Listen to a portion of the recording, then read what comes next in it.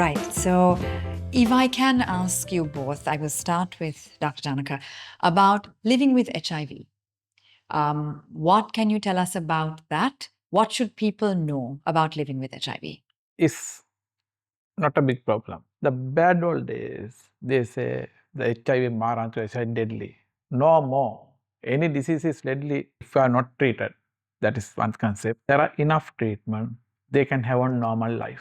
What I mean by normal life is, Thanuja, a child can get the education, school education and university education. They can pass exams. They can get a job. Those are main life events. If they are on treatment, they can even marry and they can have children. That means they can have condomless sex with the partner.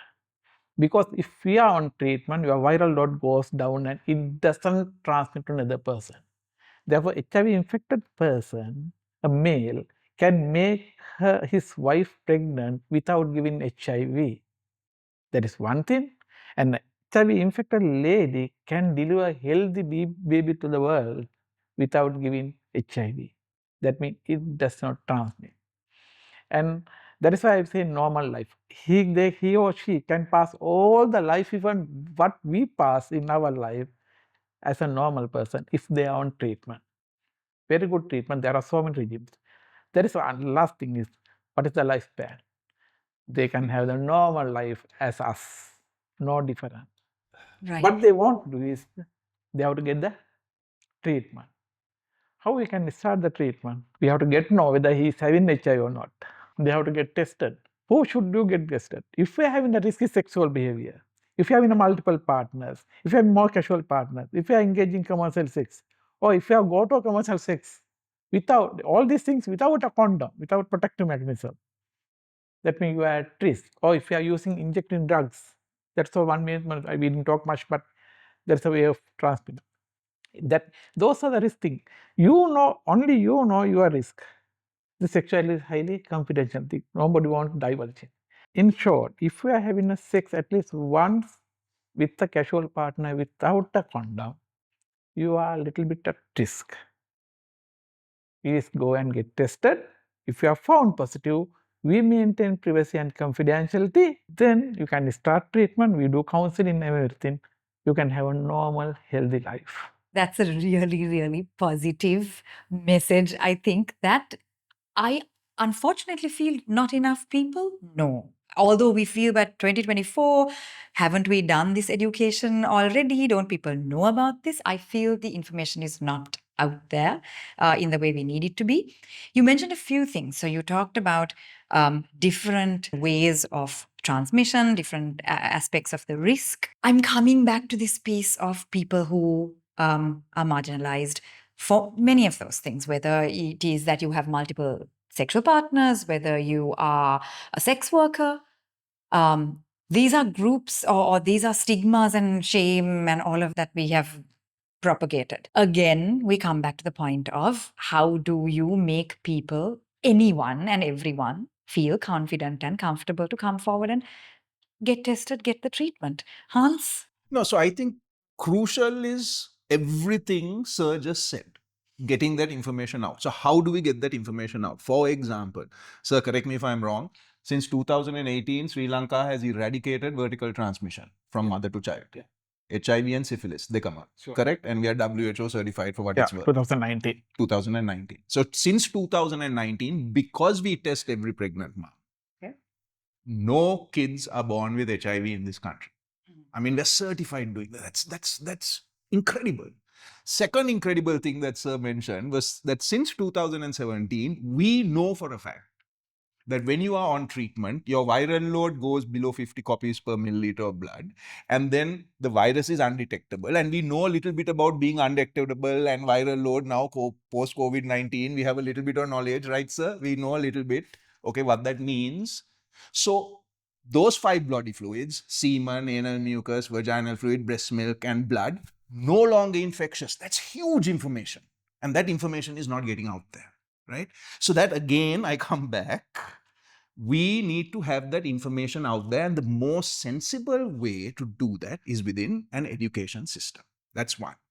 Now, when you have that information in the education system and you have that information percolating through, then we again come to, okay, how do we reduce stigma?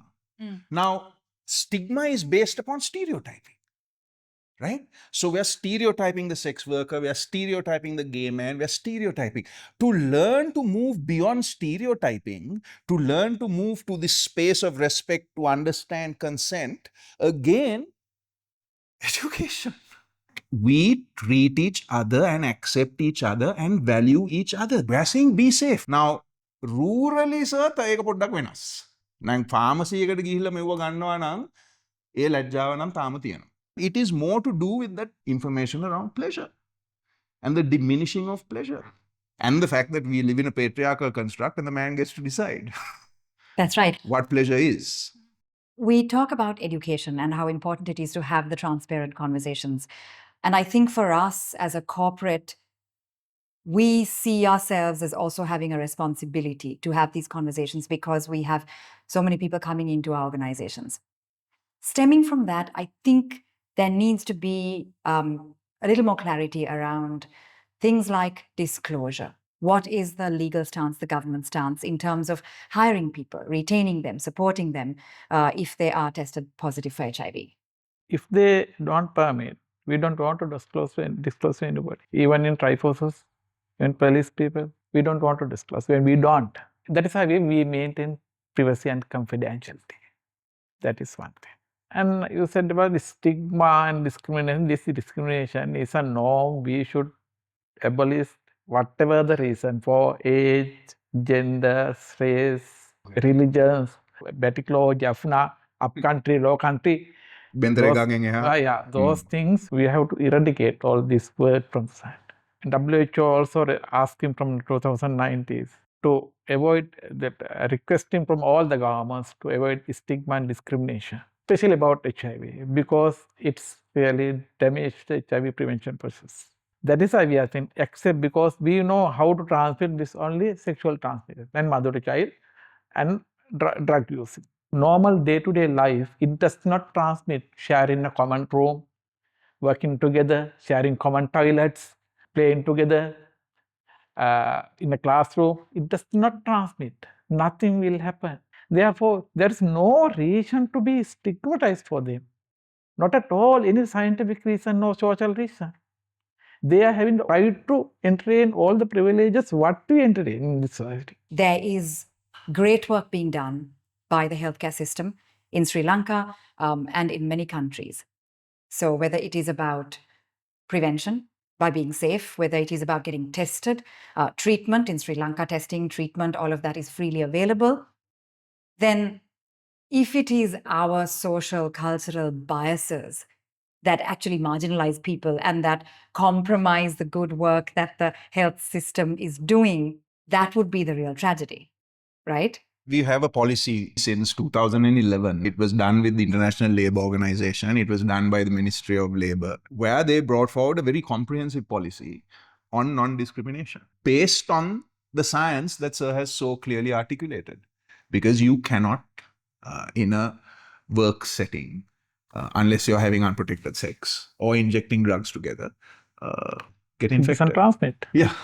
The message for me has been education, open conversation, because people need to know how to be safe and how to get treated, like with any other medical condition that we're all dealing with. As people who are part of society, to really dismantle the shame and the stigma around sex, because I think still we hear a lot about this is the group, it is about sexual orientation, it is about sex work, it is about drug use. And that is not the problem. The problem is a lack of information, proper conversation, and awareness on all the freely available solutions to be safe and to be treated. It's a main issue in the society also. We have to think there's no scientific or social reason to make them to stigma or discriminate these people living with HIV. Hans? What he said. Fantastic.